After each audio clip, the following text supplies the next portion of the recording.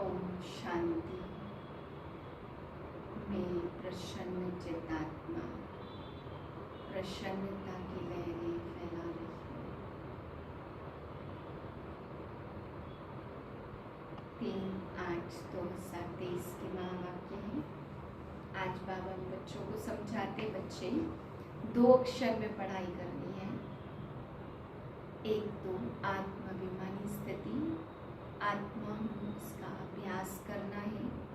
बाबा कहते जितना जितना अशरीरीपन का आत्मपन का अभ्यास होगा उतना देहभान समाप्त होता जाएगा, उतना तुम बच्चे मेरी याद में रह सकेंगे। तो दूसरी बात मुझे याद करना है, पहली बात आत्म अभिमानी बनना है। इसी 2 शब्दों में बाबा कहते पूरी पढ़ाई का सार आ जाता। फिर बाबा समझाते हैं, मैं हूँ ऊंच ते ऊंच, अकाल मूर्त, निर्वैर निर्भय, मेरा किसी से भी कोई वैर है नहीं। फिर बाबा समझा रहे हैं कि बच्चे सोमनाथ का मंदिर ब्रह्मा ने द्वापर युग में बनाया, तो कितना मंदिर बनाने का शौकीन होगा जो इतना सुंदर मंदिर बनाया। बाबा कहते बिरला को शौकीन है, तो उन्होंने भी लक्ष्मी नारायण का कितना अच्छा मंदिर बनाया। तो जिनको ऐसे शौक होता, जो ऐसे परमात्मा की याद में समाई रहती, वो ऐसे बहुत श्रेष्ठ मंदिर बनाते हैं। मीठे बच्चे, याद की यात्रा में टाइम देते रहो तो भी कर्म विनाश हो जाएंगे, सबसे ममत्व मिट जाएगा, बाप के गले का हार बन जाएंगे। प्रश्न है, गॉड फादर द्वारा तुम बच्चे किन 2 शब्दों की पढ़ाई पढ़ते हो? उन 2 शब्दों में कौन सा राज समाया हुआ है? उत्तर है, गॉड फादर तुम्हें इतना ही पढ़ाता कि हे आत्माएं, शरीर का भान छोड़ो और मुझे याद करो। यह 2 शब्दों की पढ़ाई इसलिए पढ़ी जाती क्योंकि अब तुम्हें इस पुरानी दुनिया में पुरानी खाल नहीं लेनी है, तुम्हें नई दुनिया में जाना है। मैं तुम्हें साथ ले चलने आया हूँ, इसलिए देह सहित सब कुछ भूल जाओ। गीत है, तुम ही हो माता पिता तुम ही हो। ओम शांति। बच्चे सालिग्राम जानते हैं कि कोई मनुष्य द्वारा हम शास्त्र नहीं सुनते, इसको सत्संग नहीं कहा जाता, पढ़ाई कहा जाता। अगर मनुष्यों से पूछा जाए तो कहेंगे कि हम सत्संग में जाते हैं, वह कहेंगे कि हम कॉलेज में जाते हैं।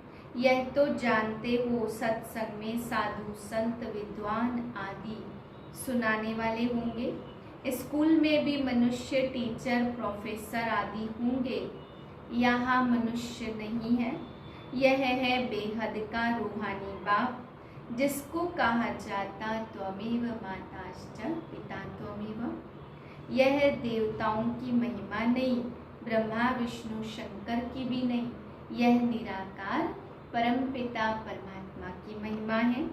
ज्ञान सागर एक ही निराकार परमपिता को कहा जाता, वही पतितों को पावन बनाने वाला है। गीता में श्री कृष्ण का नाम डालने से खंडन कर दिया।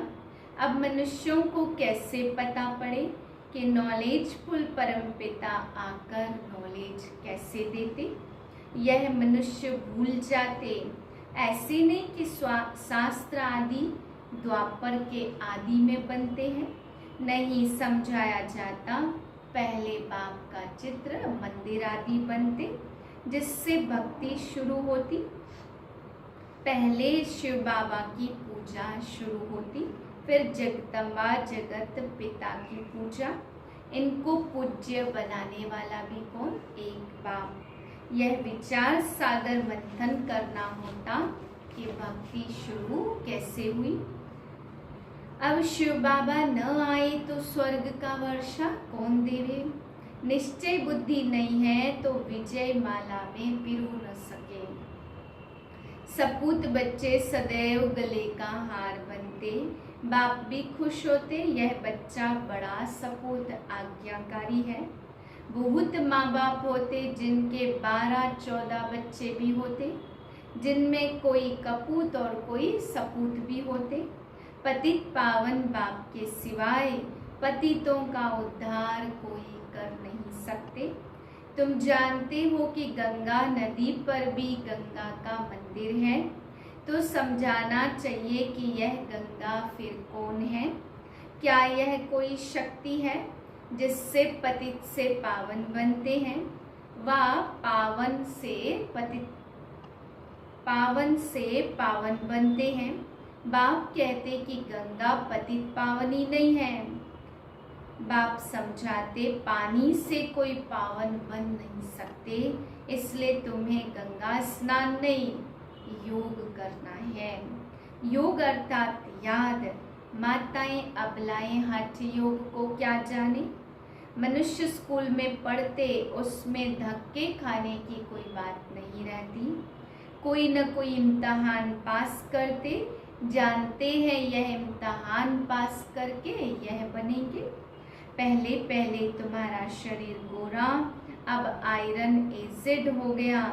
अब भी तुमको नई खाल यहाँ नहीं लेनी, क्योंकि यहाँ तो 5 तत्व ही तमो प्रधान है। अभी मैं तुम बच्चों को अपने साथ ले जाऊंगा। कल्प पहले भी ले गया था। मैं कालों का काल महाकाल हूँ, सबको वापस ले जाऊंगा। फिर तुमको अमरपुरी में भेज दूंगा। यह है मृत्यु लोक, छी दुनिया। इसलिए संगम युग को 100 वर्ष चाहिए। जिसने सोमनाथ मंदिर बनवाया वह तो बहुत शौकीन था ना। बिरला भी शौकीन है ऐसा अच्छा मंदिर बनाया। नंबर 1 में पूज्य शिव बाबा, फिर भक्ति मार्ग में सोमनाथ का मंदिर बनता, सो भी कुछ समय बाद बनता होगा। फिर पूजा शुरू होगी। अभी तो है घोर अंधियारा। रात पूरी हो फिर दिन आता, तो बाप कहते मैं रात और दिन के बीच में आता हूँ। महाभारत लड़ाई भी है, लिखा हुआ है। यादवों के पेट से वह चीजें निकली जिससे सारे कुल का विनाश हुआ। तुम देख रहे हो बरोबर विनाश के लिए तैयारी कर रहे हैं। समझते हैं कोई प्रेरक है। दोनों ने विनाश के लिए बॉम्ब्स बनाकर रखे हैं। आफतें भी आनी हैं, तुम तो प्रैक्टिकल में देख रहे हो। स्थापना और विनाश भी सामने खड़ा है। समझो कोई बाप से कोई ने विनाश नहीं देखा। अच्छा वैकुंठ तो देखते हो। अच्छी तरह से पढ़कर बाप से वर्षा लेना है। जो मेरे बच्चे बनते उनके मैं सम्मुख होता हूँ। उनमें भी कोई मातेले कोई सौतेले हैं। मातेले बच्चों को ही वर्षे का हक है। संशय बुद्धि को कहा जाता सौतेला, उनको वर्षा मिल नहीं सकता। वह पुरुषार्थ अनुसार प्रजा में चले जाते।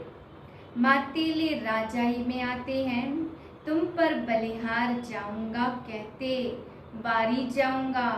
अब बाप कहते मुझे याद करेंगे तो मैं तुमको मदद दूंगा।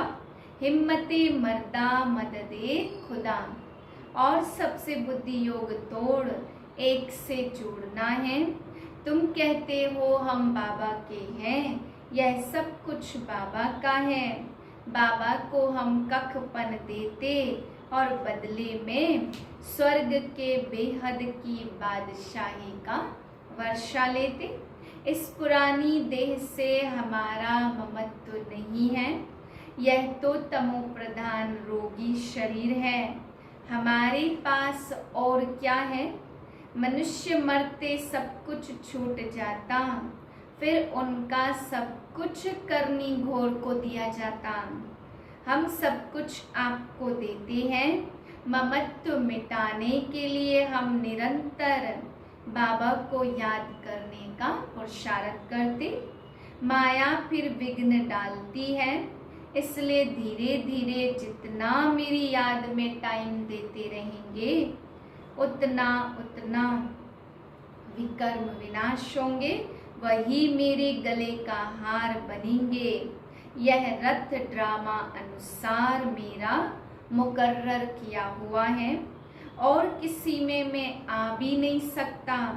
तुम भी कहते बाबा कल्प पहले भी हम आपसे इसी मकान में इसी ड्रेस में मिले थे, आपसे वर्षा लिया था। बाप कहते सिर्फ मुझे याद करो और कोई की तरफ बुद्धि न जाए। याद रखना अंत काल जो पुत्र सिमरे।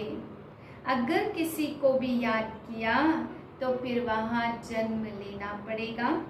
कहाँ भी ममत्व तो नहीं रहना चाहिए। अंत काल जो स्त्री सिमरे। बाप आते पतितों को पावन बनाने, तो उनकी कितनी महिमा है। बाप कहते मैं कालों का काल हूँ, निर्भय निर्वैर अकाल मूरत। मेरा किसी से कोई वैर नहीं है।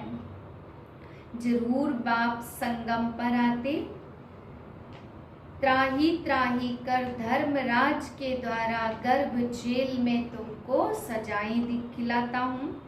फिर माफी मांगते ऐसे पाप नहीं करेंगे, पर बाहर निकलने से फिर पाप करने लग पड़ते। तुम्हारा यह बेहद का सन्यास है। सन्यासी नाम कितने बड़े बड़े रखवाते। आत्मा को चक्र का दर्शन होता, सागर को उथल खानी है, नेचुरल कैलेमिटीज भी आनी है। भारत सचखंड था और कोई भी खंड नहीं था। भारत है शिव बाबा की जन्मभूमि। यह बाबा तो एकदम स्वर्ग का मालिक बनाते। कोई भी बात न समझो तो 1000 बार पूछो। अच्छा, मीठे मीठे से खिलते बच्चों प्रति माता पिता बाप दादा का याद प्यार गुड मॉर्निंग। रूहानी बाप की रूहानी बच्चों को नमस्ते। हम रूहानी बच्चों की रूहानी बाप को नमस्ते। धारणा के लिए पहली पॉइंट, सपूत आज्ञाकारी बन विजय माला में पिरोना है। बाप को अपना कखपन दे, बलिहार हो, सबसे ममत्व मिटा देना है। दूसरी पॉइंट, अंत काल में एक बाप की याद रहे, उसके लिए सबसे बुद्धि योग तोड़ निरंतर बाप की याद में रहने का पुरुषार्थ करना है।